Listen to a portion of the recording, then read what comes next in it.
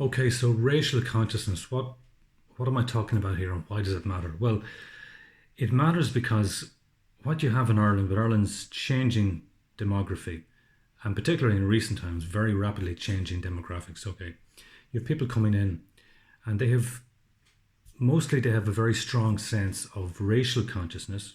Look at blacks, okay, all the solidarity with blacks across the world, especially in terms of situations where black people have been mistreated, or killed, like George Floyd. Look at what happened there. Look at the Western world. Blacks in the Western world were encouraged to be up in arms, to be out there, fist up, you know, really celebrating George Floyd, this person they've never ever met, never heard of before the media made him into a sensation, you know, and and to have a kind of animosity towards not just the police in America, but also the racial identity of that policeman who was a European, who was a white man, okay? Hence, there was a kind of subtext there, white people are the problem, and that was the message sent out across the Western world, really, to all black people. How do you think that's going to play out? So, black people generally are encouraged to have a very strong sense of racial identity, racial consciousness. While we as Irish people are really told to have the exact opposite.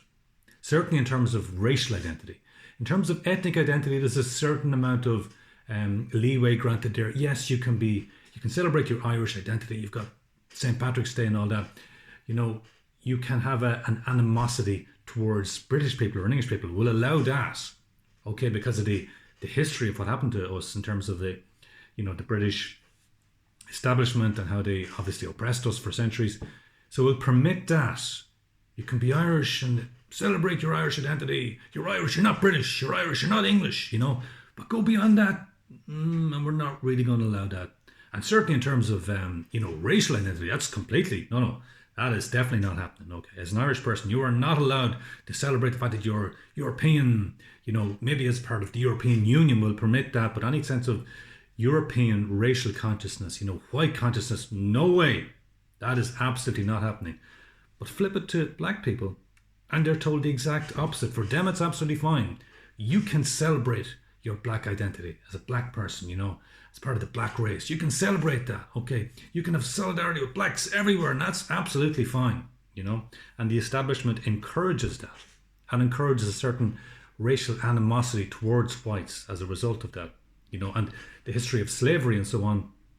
That's just not the fault of the slavers, and they weren't all white, incidentally, but the way that that's portrayed is, those slavers, they were white, they were European, therefore all whites, all Europeans everywhere for the rest of the time are all equally culpable for what happened to those black people in America back whenever it was, a century, or, well, it wasn't all a century ago, you know what I'm saying, going back into history, that all oppression of blacks is the fault of all modern day Europeans.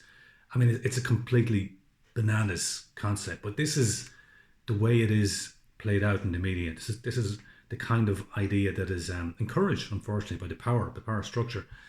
Now, going beyond that, again, it's not just blacks. Obviously, it's Muslims are encouraged to have their own identity, their own religious and cultural identity, and to celebrate that and to be proud of that, and and that takes precedence in many cases over our own Irish identity.